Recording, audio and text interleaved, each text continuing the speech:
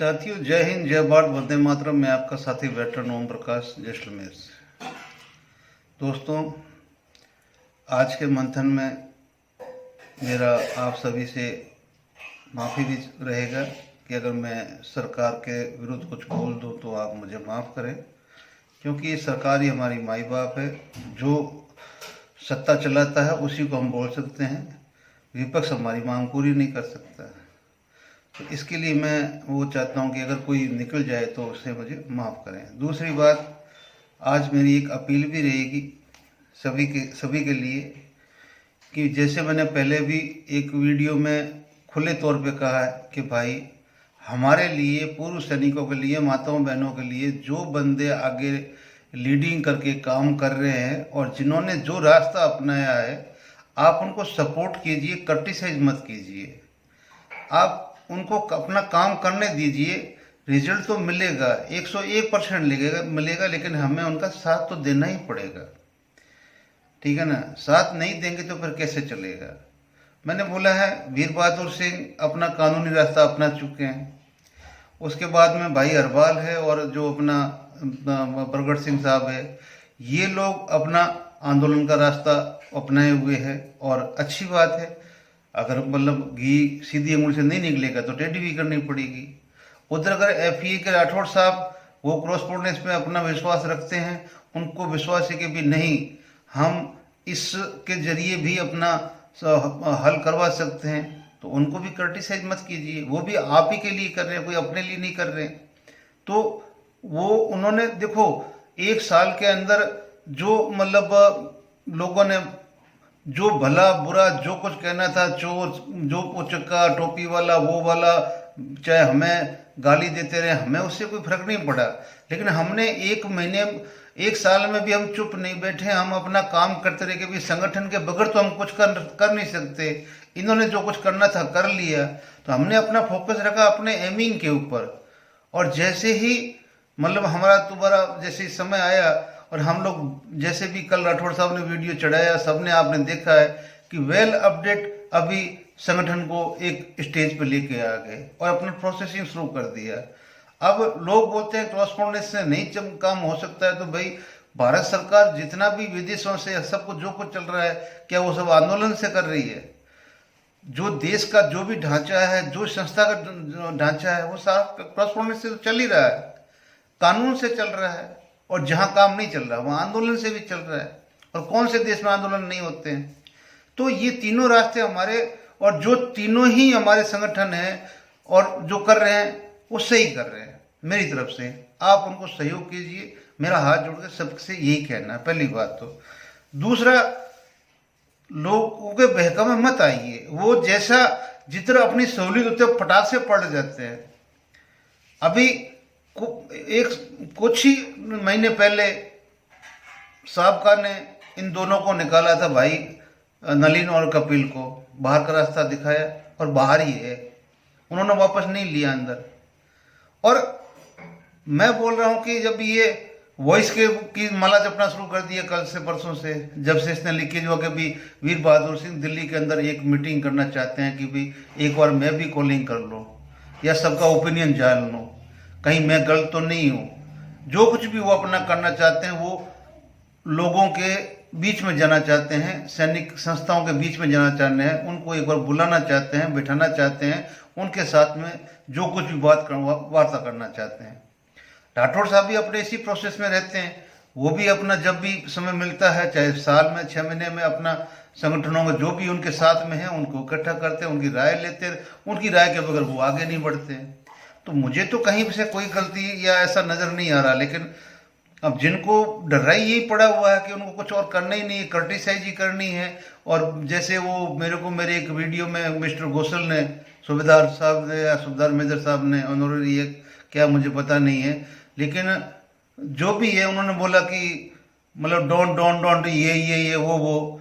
तो गोसल साहब को मैंने वापस जवाब यही दिया कि जब हमने बोला कि ये बंदे गलत है, तब तो आपने हमारे को गालियां दी थी, जी भर भर के मुंह में आए वैसे गालियां दी थी। आज उन्हीं बंदों को आप लोगों ने बाहर निकाला और अभी भी आपके ऊपर अभी भी शंका लोगों की बनी हुई है कि भी आप इन दोनों की लिस्टों में आप भी आते हो। मैं खुला बोल रहा हूँ कि लोगों का जो मेरे पास ओपिनियन आता है वही ओपिनियन मैं अपनी वीडियो में रख रहा हूँ, मैं अपना नहीं रख रहा हूँ।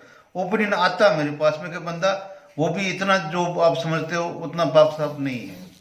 मुझे क्या पता भाई, लोग बोल रहे हैं तो सुन रहा हूँ तो बोल रहा हूँ। दूसरी बात कि अभी हमने जो भी दिल्ली में अगली मीटिंग होनी है, क्या होगा क्या नहीं होगा, फिर भी लोग लगे हुए तो है कि भी हम एक छत के नीचे आए, एक साथ आए और अपना काम करें। तो अभी हम लोगों ने, मैंने बताया ना कि जो हमने हमारी एक हमारा भी संगम है ये, जैसे त्रिवेणी का संगम है वैसे ही ये संगम है इन तीनों का। अगर वो मेरा महाशय है वो बोल रहा कि ये दो, भाई दो में से तेरे को तो दोनों ही तुम्हें नहीं चाहते हैं। क्यों नहीं चाहते हैं कि अगर तुम्हें इतने को वो लेके भागे वो लेके और तुम ये खुद कपिल 15 के अंदर जो पैसे लेकर भागा था, साबका का भी लेके भागा था उस टाइम में और वॉइस का भी लेके भागा था, उसका भी जो नोटिस है वो मेरे पास पड़ा हुआ, वीर बहादुर सिंह साहब का भेजा हुआ, कॉपी पड़ी हुई है। और उसके बाद में क्यों कस्टोडियन होते हुए और साहब का संगठन ने जो भी है, रंधावा साहब ने मीटिंग रख के हाथ जोड़ के बुला के इनको बोला भी आओ और अपना हिसाब किताब दे दो, बस खर्च हो गया कोई बात नहीं। क्यों नहीं आए? क्योंकि चोर थे। अब मैं बोल रहा हूँ चोर थे तभी। अरे यहाँ तो कम से कम तुम FE पे उठा रहे हो, अरे हर चीज गलत खर्च की है तो भी अपने ऊपर ऑन लेने के लिए तैयार है कि हाँ ये हमने खर्च किया है, चाहे सैनिक बोलेंगे तो हम सुनेंगे, ठीक है ना। अगर गलत हुआ है उसको सही करेंगे, लेकिन हम मना तो नहीं कर रहे ना। जो पैसा हमारे पास में है हम डिनाई नहीं कर रहे हैं, लेकिन वो शुरू से कस्टोडियन रहा है, सारे पैसे उसके पास कैश रहे हैं, तो वो अपना हिसाब किताब आगे क्यों नहीं रखता है, ठीक है ना। उसको ये महाशय दाढ़ी मेजर क्यों नहीं बोलता है ये जंगली आदमी, और बात करता है ये नौकरी की। और तू खुद अपना आत्ममंथन करना, क्या तू फौज के अंदर कितने दिन लंगर में तेने रोटी खाई है जो तेरे को इतनी अक्ल आ गई है। तू किसी को भी बना देता, भिखारी बना देता, किसी को साइकिल वाला बना देता, किसी को डुल्लू पकड़ा देता। तू खुद है क्या? अपना पूरा अंतर में जा, अंदर जा कि मैं हूं क्या, मेरी औकात क्या है। ये जो तेरे जैसे कोई मतलब 1-8 लाख आदमी तेरे पीछे आ गए, तो ये कोई वो सैनिक नहीं है, वो सब तेरे लक्षणों वाला ही है। चाहे वो तेरी तरह बाहर भगाए गए हो या कोई ऐसे हो या कोई जैसे भी हो, वो है मतलब अमूमन तेरी विचारधारा के तभी तेरे को फॉलो कर रहे हैं, मेरे विचारधारा के मुझे फॉलो कर रहे हैं। तो तेरी विचारधारा तो पूरे देश ने देख ली है, ठीक है ना। अब तू इतना मतलब बड़ा बन गया कि बस तेरे बगैर तो मतलब अभी ये सॉल्व होना नहीं है। तो फिर 7 मुलाकात के अंदर कौन सा मुद्दा सॉल्व हो गया, ठीक है ना। इस देश में एक सिस्टम चलता है, एक संविधान है, सब कुछ है और हर कुछ चलेगा, सही होगा और सब कुछ सही होगा। हमारी भी जो भी विषमता है वो दूर होगी, 101% होगी और हम चलेंगे। हम तीनों रास्ते पे चलेंगे, हम आंदोलन में भी चलेंगे, हम अपने क्रॉस प्रोटेस्ट में भी चलेंगे, हम कानून में भी चलेंगे, ठीक है ना। जो काम करता है, हाँ आप जैसे मैं FE में हूं, मैं राठौड़ साहब के साथ में खड़ा हूं, ठीक है ना। मैं उनके साथ खड़ा हूं, उनकी विचारधारा से खड़ा हूं, लेकिन मैं वीर बहादुर सिंह को क्रिटिसाइज नहीं कर सकता क्योंकि वो भी अपनी तरफ से जो लड़ रहे हैं वो मेरे लोगों के लिए लड़ रहे हैं। या भाई अरबाल लड़ रहा है तो भी मेरे लोगों के लिए लड़ रहा है, तो प्रगट सिंह के उनके विरुद्ध भी मैं नहीं जा सकता। तो मेरा कहने का मतलब इतना ही है कि हमें इनका साथ देना है।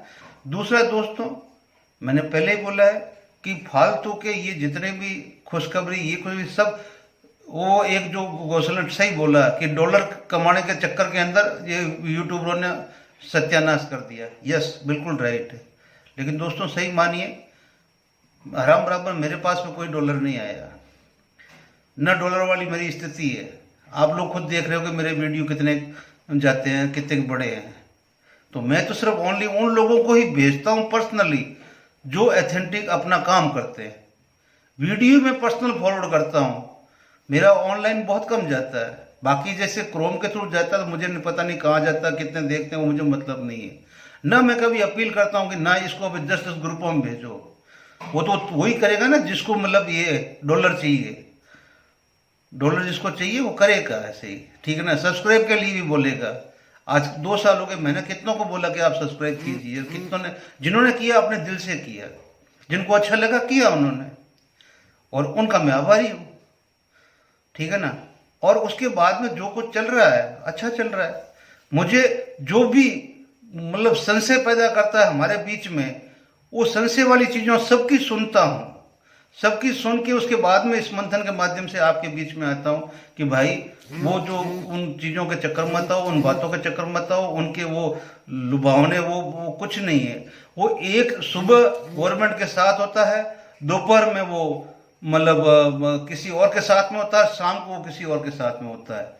आप उनके वीडियो के हेडिंग देख के तो समझा करो कि भाई यार सुबह हेडिंग क्या था, दोपहर में क्या था, शाम को क्या हो गया।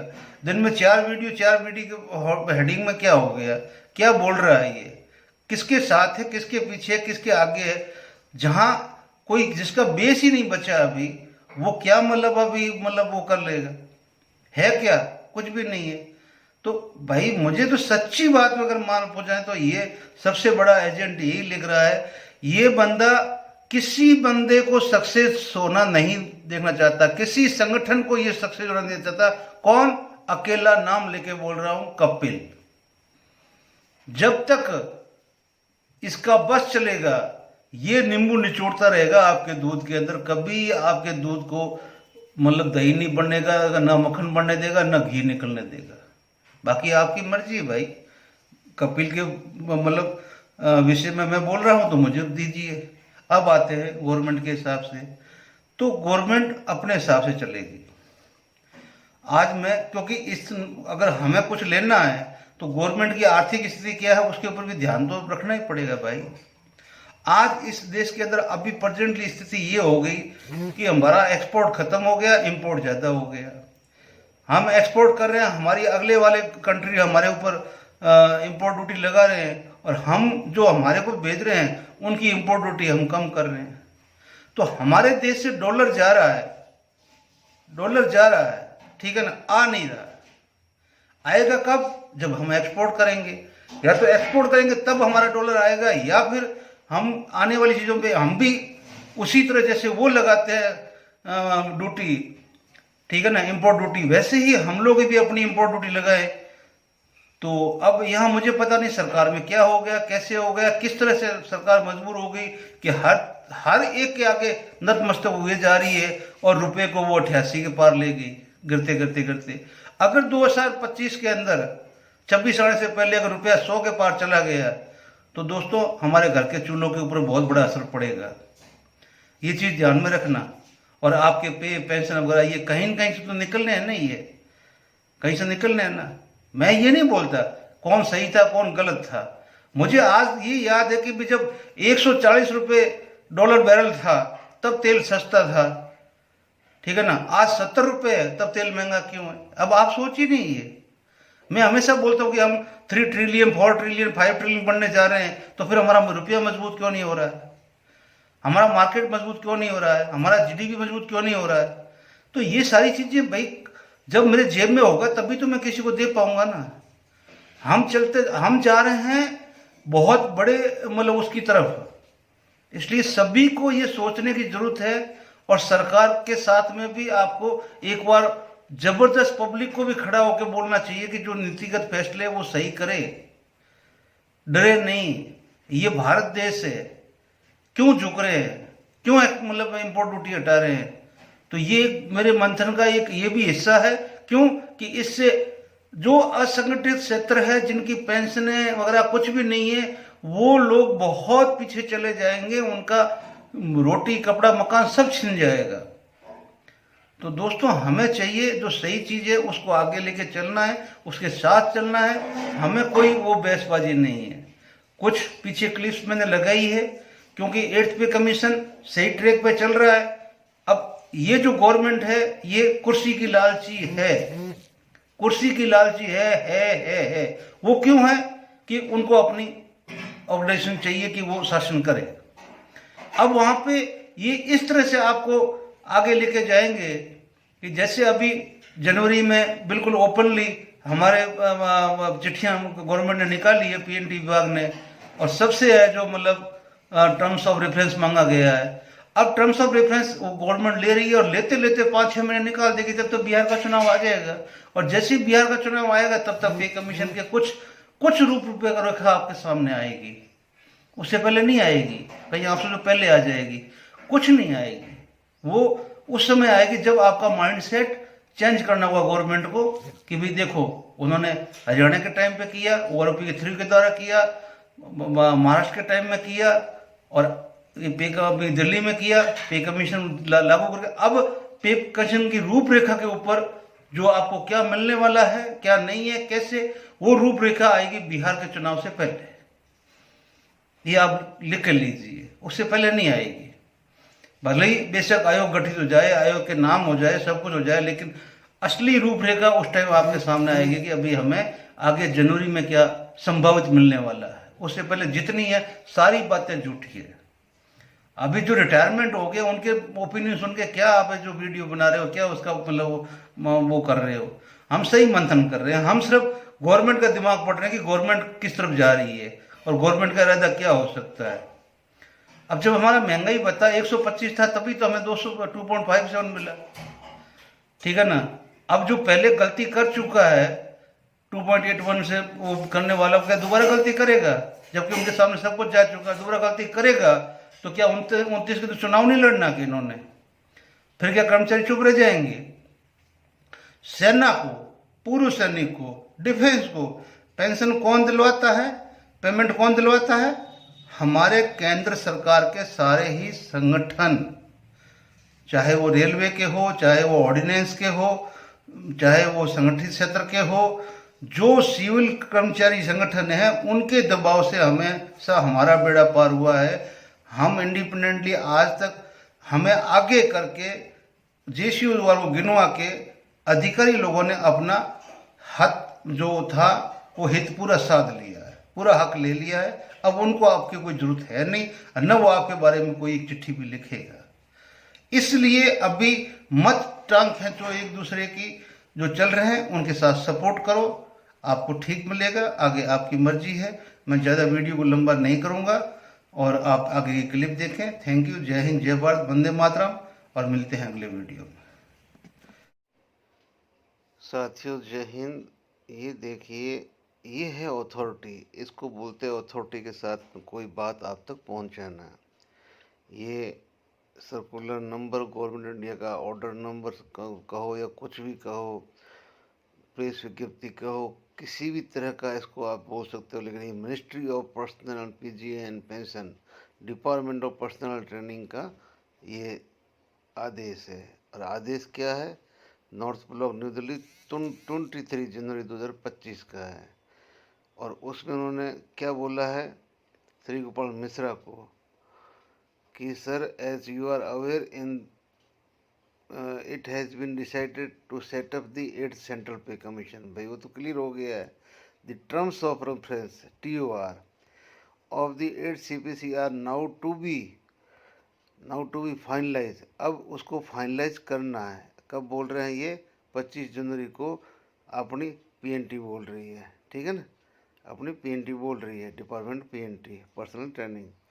यहाँ पर सबसे इम्पोर्टेंट बात है कि वो इनको बोल रहे हैं कि it is there for requested that suggestion of the staff side in this regard में please be send to the undersigned at the earliest. किसको भेजें?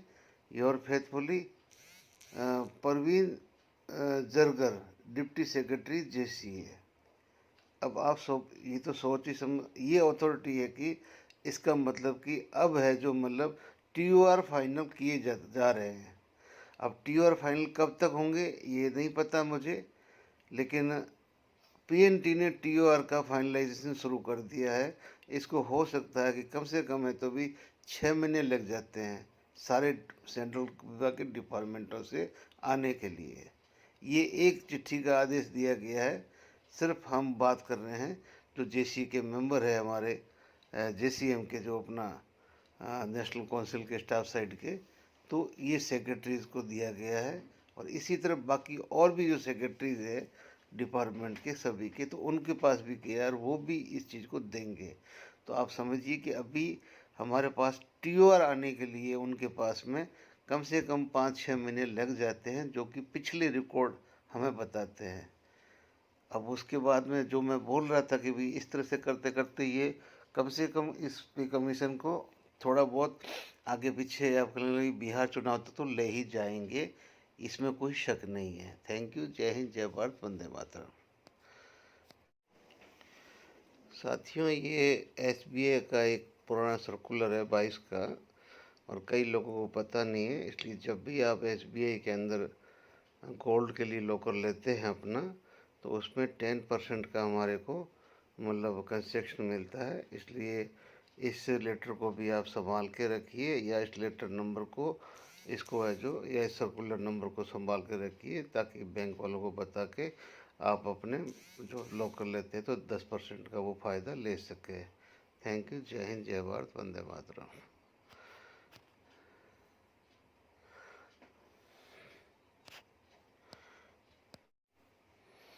अब साथियों, आप माने या न माने, आपने कम से कम कई वीडियो देख लिए होंगे, लेकिन मैं जैसे अपने मंथन में बोलता हूँ और पहले ही बोलता आ रहा हूँ कि इसी ऐसे सिर्फ घोटाले के लिए, और ये सिर्फ आपको पता है कुछ लोगों को अपने आप को सेटल डाउन करने के लिए, कि उनका भविष्य सेटल डाउन हो जाए बस। बाकी आपके ट्रीटमेंट से, आपके मेडिसिन से, आपके उससे कोई लेना देना नहीं है। पैसा आपका काट लिया है, पैसा आपका चला गया है, अच्छी तरह मतलब अब शेयर मार्केट में लगा दिया है, अच्छा रिफंड आ रहा है, और ये आराम से धड़ल्ले से एक तरह से मतलब जो कौन सा बिजनेस है, करप्शन का बिजनेस बढ़ता जा रहा है, और इसके अंदर कुछ भी नहीं है। ये स्कीम हमारे कोई काम की नहीं है, ना ये काम की है, ना एफटी काम की है। क्योंकि आज एफटी काम की होती तो हमारे 2019 के बाद के सारे हमारे जितने भी ऑर्डर निकले हुए पेमेंट के, तो सेंट्रल गवर्नमेंट उसको बैन करके, और सेंट्रल गवर्नमेंट खुद की एफटी के अगेंस्ट में सब मतलब उस केस के अगेंस्ट में, एफटी के अगेंस्ट में हाई कोर्ट नहीं जाता, और हाई कोर्ट ने अगर हमें डिसीजन दे दिया तो सुप्रीम कोर्ट नहीं जाता। इसलिए दोस्तों, ये दोनों डिपार्टमेंट हमारे पूर्व सैनिकों के कोई काम का नहीं है। आप समझते हैं, ठीक है, बढ़िया है, धक्के खाते रहो। उससे अच्छा था कि मंथली आपको अपने पैसे मिल जाते थे, ठीक है ना। 2 4 5 महीने में जब भी तकलीफ होती थी अपने डॉक्टर को दिखाया, लिया और चल पड़े, ठीक है ना। बाकी आपकी मर्जी है, और आपको ये भी एक एजेंडा बनाना चाहिए कि ये दोनों संस्थाएं हमारे कोई काम की नहीं है। Thank you. जय हिंद, जय भारत।